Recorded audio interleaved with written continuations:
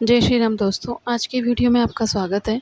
आज के वीडियो में हम बात करेंगे श्री शतरुद्र संहिता का 24वां अध्याय, जिसमें हम पिपलाद ऋषि की कथा के बारे में बात करेंगे।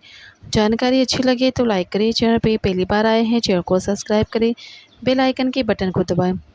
एक बार देवता और असुरराज वृत्रासुर के भयानक युद्ध हुआ।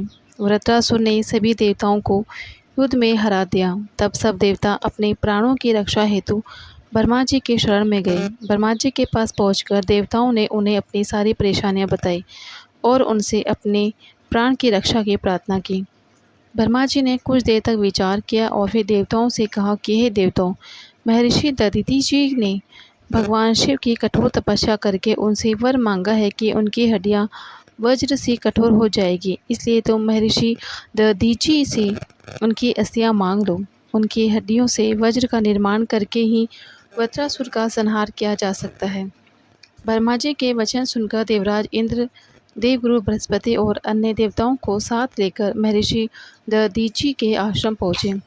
वहां पहुंचकर उन्होंने महर्षि को हाथ जोड़कर प्रणाम किया। देवताओं को अचानक इस प्रकार आया देखकर दधीचि ने उनके आने का कारण पूछा। तब देवराज इंद्र ने उनसे कहा कि हे महर्षि, आप परम शिव भक्त हैं और शिवजी से मिले वरदान के कारण ही आपकी हड्डियां वज्र के समान कठोर हो गई है। हे मुने, हमें अपनी अस्थियां दान करके हमारी रक्षा करें, क्योंकि वज्रासुर का वध तभी संभव हो सकेगा। महर्षि दधीचि ने मन ही मन सोचा कि परोपकार से बढ़कर कोई दूसरा कार्य नहीं है। तब देवताओं का कार्य सिद्ध करने हेतु उन्होंने भगवान शिव का स्मरण करते हुए अपने शरीर का त्याग दिया। देवता उन पर पुष्प वर्षा करने लगे। जब इंद्र को ज्ञात हुआ कि महर्षि ने अपने प्राणों को त्याग दिया है तो उन्होंने कामधेनु द्वारा महर्षि दधीचि की सब अस्थियां निकाल ली और वे अस्थियां त्वष्टा को देकर उससे वज्र का निर्माण करने को कहा। देवराज इंद्र की आज्ञा से त्वष्टा देवताओं के शिल्पी विश्वकर्मा के पास गए और उनसे अस्थियों का सुदृढ़ वज्र बनाने के लिए कहा। विश्वकर्मा ने दधीचि से अस्थियों से वज्र का निर्माण किया। इस प्रकार महर्षि दधीचि की अस्थियों से निर्मित वज्र को पाकर देवराज इंद्र बहुत प्रसन्न हुए और असुरराज वृत्रासुर का वध करने के लिए चल दिए। उन्होंने युद्ध भूमि में जाकर वज्रासुर को ललकारा और वज्र से उस पर कठोर प्रहार कर उसे किसी पर्वत की भांति खंड खंड कर डाला। वृत्रासुर के मरते ही देवताओं की प्रसन्नता की कोई सीमा न रही। वे उत्सव करने लगे, चारों ओर मंगल गान होने लगा तथा देवता इंद्र की स्तुति करने लगे। उधर दूसरी ओर जय महर्षि दधीचि की पत्नी सुवर्चा घर के सारे काम करके बाहर आई तो अपने पति को न देखकर सशंकित हो उठी। देवता भी वहां नहीं थे। उसे निश्चय ही हो गया कि उसके पति के साथ देवताओं ने छल किया है। सुवर्चा ने देवताओं को कोसते हुए पशु बनने का श्राप दिया। अपने मृत पति के पास जाने हेतु सुवर्चा ने जब चिता में प्रवेश किया तभी आकाशवाणी हुई, हे प्रज्ञा, तुम ऐसा मत करो, क्योंकि तुम्हारे उदर में महर्षि का तेज विद्यमान है। शास्त्र कहते हैं कि गर्भवती स्त्री को सती नहीं होना चाहिए। आकाशवाणी सुनकर सुवर्चा आश्चर्यचकित हो गई। उसने वहीं पड़ा हुआ एक पत्थर उठा लिया, जिससे अपना गर्भ विदीर्ण कर दिया।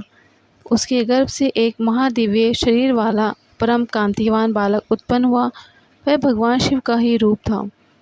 अपने पुत्र को पाकर देवी सुवर्चा बहुत प्रसन्न हुई, परंतु अगले ही पल उन्हें अपने पति का वियोग सताने लगा।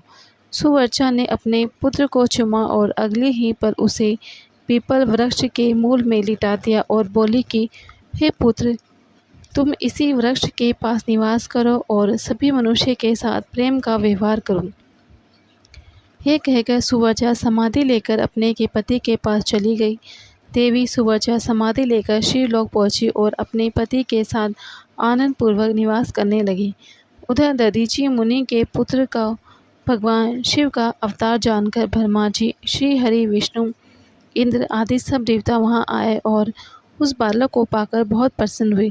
ब्रह्मा जी ने उसके जात संस्कार विधि पूर्वक संपन्न करके उस बालक का नाम पिपलाद रखा।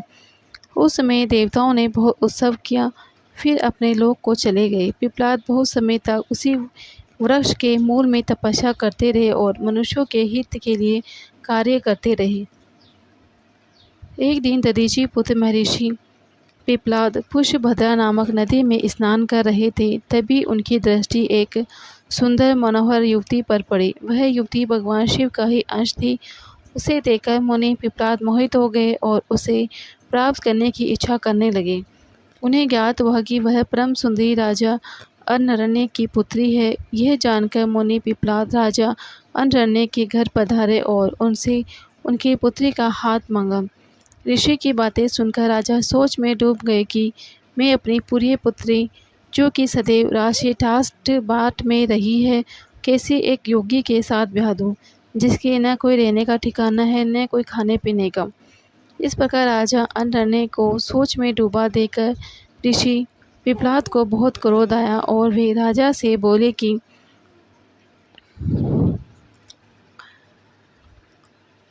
अपनी कन्या खुशी से मुझे सौंप दो, अन्यथा मैं तुम्हें और तुम्हारे राज्य सहित भस्म कर दूंगा। मुनि की बातें सुनकर राजा अरण्य भयभीत हो गए। उन्होंने अपने राज्य और प्रजा की रक्षा हेतु अपनी पुत्री पद्मा का विवाह सहर्ष मुनि पिप्पलाद से कर दिया। प्रसन्न होकर मुनि पिप्पलाद अपनी पत्नी को साथ लेकर आश्रम पहुँचे और आनंद पूर्वक वहाँ रहने लगे। ऋषि पत्नी पद्मा ने अपने पति की बहुत सेवा की। वह हमेशा मन, वचन और कर्म से अपने पति की सेवा शुश्रूषा में लगी रहती। उससे ऋषि को 10 महात्मा और तपस्वी पुत्रों की प्राप्ति हुई। मुनि पिप्पलाद ने अनेक लीलाएं की। उन्होंने संसार में किसी से भी निवारण न होने वाली शनिचर की पीड़ा को हरने का प्रयत्न किया। ऋषि ने अपने अनुयायी शिष्यों को यह वरदान दिया कि जन्म से लेकर 16 वर्ष तक की आयु वाले शिवभक्त मनुष्य को शनि की पीड़ा नहीं हो सकती। यदि शनि मेरे इस वचन को झुठलाने के लिए ऐसा करेगा तो भस्म हो जाएगा। इसलिए शनि का प्रकोप कभी भी 16 वर्ष की आयु से कम के मनुष्य पर नहीं पड़ता।